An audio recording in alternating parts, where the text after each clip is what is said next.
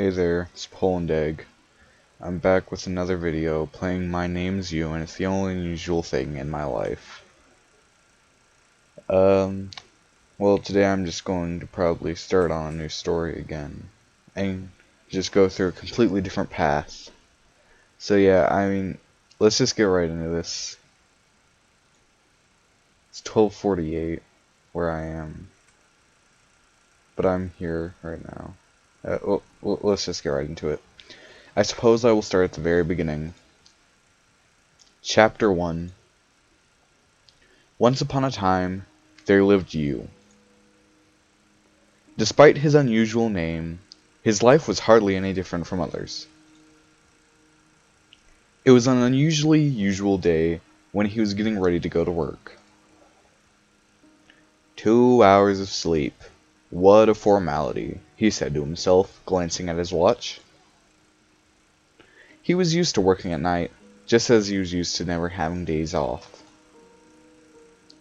That morning, the buttons on his shirt were fastened faster than usual.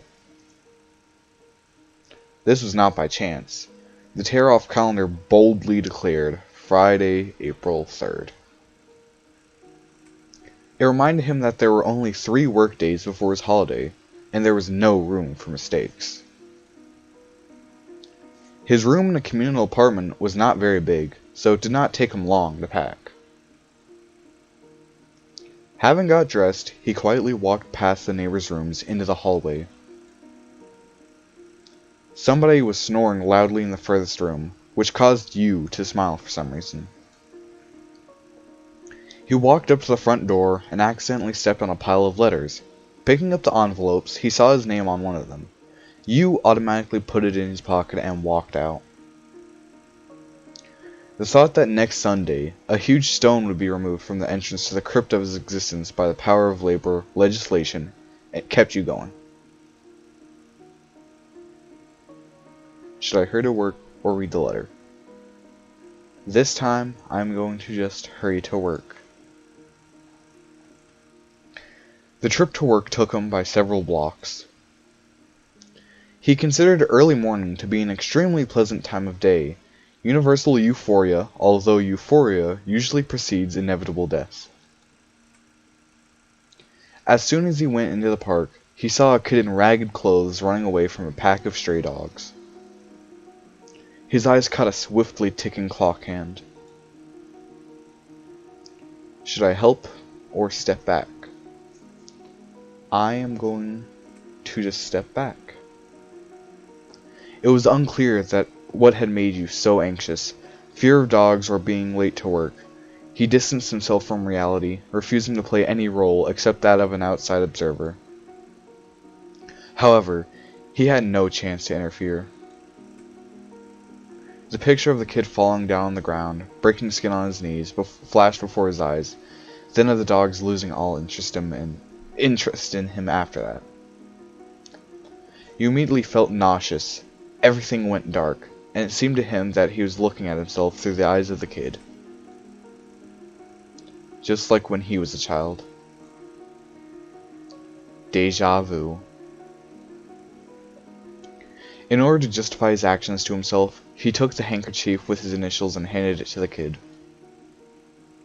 Before the latter could say anything, Yu ran away to avoid further conversation in a hurry. In a hurry, he went in the wrong direction, unaware of it until he ran into a locked gate on his way. Step there. He usually turned around, messing up. He casually turned around and went to work. He was almost there when he saw his boss enter the office building. He took it as his personal failure, although his watch showed that he still had several minutes. You barely got into the office when he noticed 2 male silhouettes behind him. He turned around to see his boss and a man he had never seen before, a little farther away. Figuring they would have to be introduced to each other, he turned to the stranger first. Let me introduce myself. You. My name is Frank. And you? To avoid unnecessary explanations, Yu took a name tag from his table and pointed to it. Yes, despite the fact that there was no live communication with clients, the work chapter required name tags, probably to remember his name. Wow, that's a very unusual name. Nice to meet you. It is the only unusual detail of my life. An awkward pause hung in the air. The boss, standing behind Frank, frowned and cast a reproachful glance at you. Frank is our security guard starting today. Who? We have nothing to? A security guard. Some of my important documents are missing. There are only two of us. What kind of documents? That I cannot tell you. You mean you suspect me? No, I do not. Eliminating any opportunity to continue the conversation, the boss turned around and went into his office. The room plunged into silence. You got down to some clerical work. You found a moment and took the morning letter out of his pocket. What? I messed that up. Glancing at the address line, a chill went through your body for a split second. From Darina. You was confused by the seal on the envelope, indicating the place of departure. No leave, grad. Is she really coming back to Cannot? He said out loud. Suddenly, there was a curious voice saying, Who is coming? You did not answer, and continued reading. Dear you, my doctor's suspicions are confirmed. I have the same disease that struck you. I thought it over and decided that we need to break up. It may seem that something like this should bring people closer, but it'd be unfair to myself. We can have our last date on the morning of April 3rd in the Seafront Cafe, and then I will leave Cannot and go abroad. He felt dizzy. Should I go to the cafe or stay at work? I'm going to stay at work. Another working day turned into night. The newly appointed watchman dozed off at his improvised post, an ordinary chair at the entrance to the office. Yu was sitting at his sturdy desk, imagining again and again how the shelves stocked with books on jurisprudence would break loose due to their own weight from friable concrete and break his head. Allowing himself a little break, Yu took his diary from the table drawer and made a note. I never took a plate of soup at school lunches, even when I really wanted to. I was afraid to spill it in front of everyone before I could put it on the table, which seems to be my life's pattern. Feeling some satisfaction from writing that, he resumed work. There was a rustling of the janitor's broom and the trill of birds outside the window. More accurate than the clock, you thought. Chapter 2.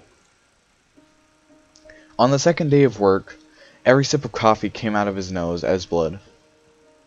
Covering his nose with his hand, Yu went to the restroom.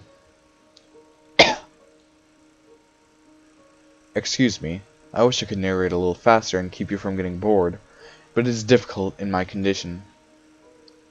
Let's continue.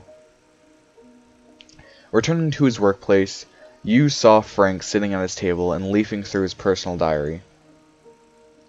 Such violation of personal boundaries, it seemed was about to put Yu out of temper. Should I ask him to give it back or snatch it back? This time I'm going to snatch it back. Yu gripped his diary and unexpectedly for himself, pushed Frank to the wall, knocking a chair out from under him. The shelves above Yu's desk shook and fell on Frank, lying in a fetal position, covering his head with his hands. Yu did not hear the sound of the shelves falling. There was nothing but inner noise in his head.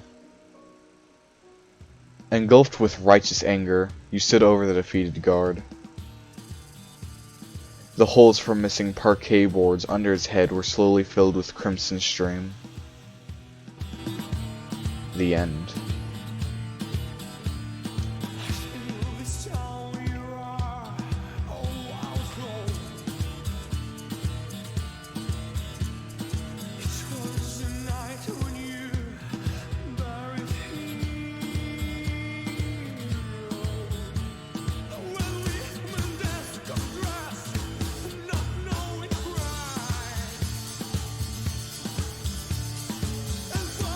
I don't even care if I get a copyright strike, that's just good music.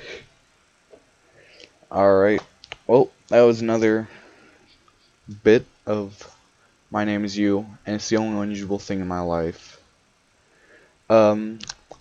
This time, I mean, I should have done it in the last episode. I will put a link to the game in the description if, yeah, I'll just do that. Because why not?